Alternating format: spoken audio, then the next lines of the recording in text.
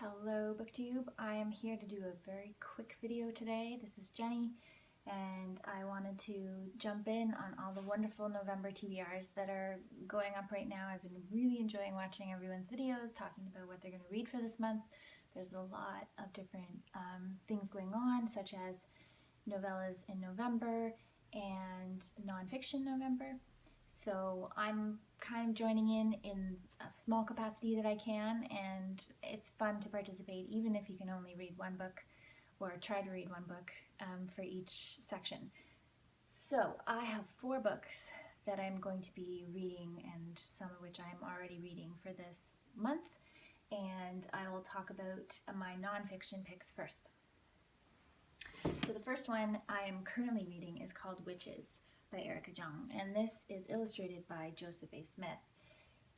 This was originally published in 1981, and I believe this is a republish from the 1990s. I bought this at a library sale many years ago, and I bought it because of the illustrations.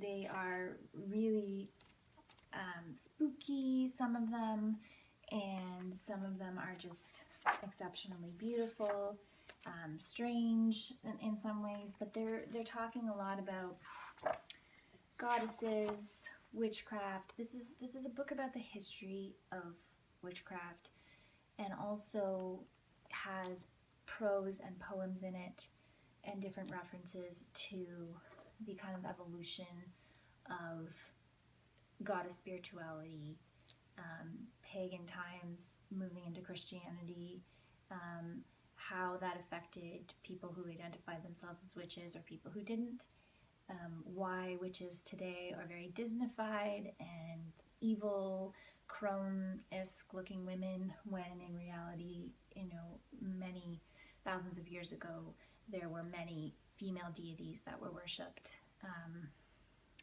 and those connected to the idea of a witch. And so I'm not really reading this because of the nonfiction content, because I've done a lot of extensive research in this area.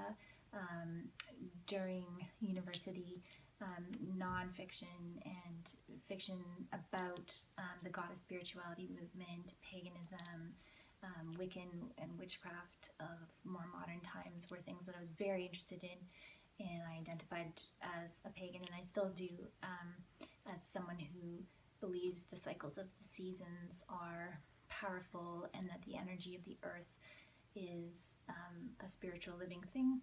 And so that's where my spirituality lies, even though I don't really consider myself to be a practicing pagan at this time. And that's really just about the pace of my life. But I wanted to read about this particularly now because it is the pagan New Year, Samhain, and it's just a very spiritual time of year for me. My birthday's coming up as well, so it's kind of the new year is starting for me at this in the month of November. That's kind of when I consider it to happen. So, Witches by Erica Jong. My pick for a topical based in the nonfiction November prompts is 10,000 Roses, The Making of a Feminist Revolution by Judy Rebick. And Judy Rebick is a very prominent feminist and activist and journalist in Canada. This book begins in the 1960s, so very much the second wave of feminism in Canada. I also acknowledge that I believe this book really focuses on the white middle class experience of feminism in Canada at that time. I could be wrong, but I will have to tell you about that once I start reading it.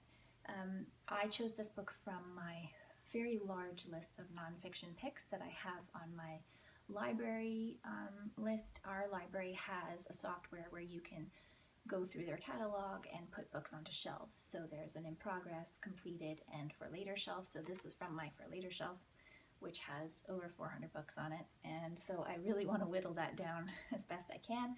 I also wanted to read about something that I haven't really read about this year, and I haven't read any feminist works this year that I can remember at this time. So I thought it would be a great book to refer to the self and shelf prompt, and also the past time prompt.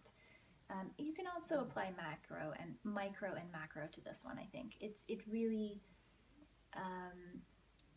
for me, this is always an area of interest, an area that I want to learn more about, and I believe that most of my feminist education has come from a British and American perspective, and so I'd like to know more about the specifics of the movement in Canada and what women did towards fighting for equal rights, for about abortion and pay equity, anti-racism, action against poverty. So apparently these are all issues that are covered in this book, so really looking forward to it. For my novellas in November pick, I am going to read Helen Garner's The Spare Room. Now, I learned about Novellas in November on Sean the Bookmaniac's channel, and he mentioned another book vlog who is running this Novellas in November read along, and this was on his TBR as a potential book that he might be reading, and I thought, oh my gosh, I have this book. I picked it up at a library sale, I think earlier this year.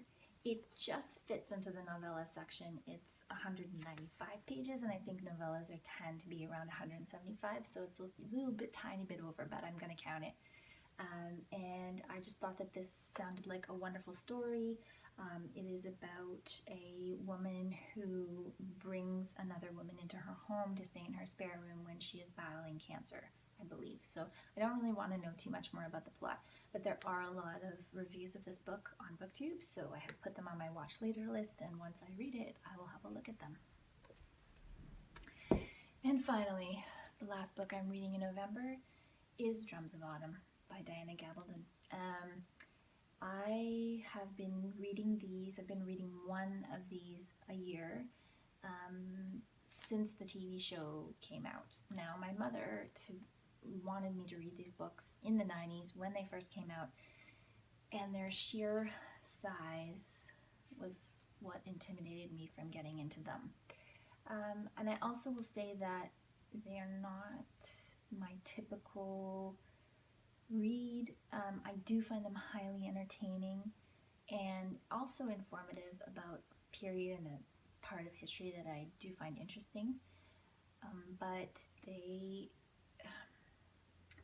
don't have a lot of the complex characters that I enjoy in stories. And I will tell you that the reason I've kept reading them is because I love Jamie, the male lead character in these stories. He is my favorite character by far. Claire, where you would think I would love Claire, I don't hate her, but she at times has annoyed me. And I did find Voyager, which was the third book in this series, to be my favorite of the series. And a lot of it was because that book, they're apart for a lot of it. So they're not a couple in that book as much as they are in the others. And there was just something about the development of their characters in those moments that I found really interesting. And I thought since this one is called Drums of Autumn, it would be great to read during the fall. And I will talk more later about kind of my strategy for reading large books like this, these big tomes, and I think I actually didn't do a good strategy this year for that, but again, I'll probably talk about that later when I'm wrapping up my 2018 goals, which doesn't seem that far away. So that is what I'm going to be reading in November, and I look forward to hearing about everyone's progress as we go through Nonfiction November and Novella November, and I will talk to you again very soon.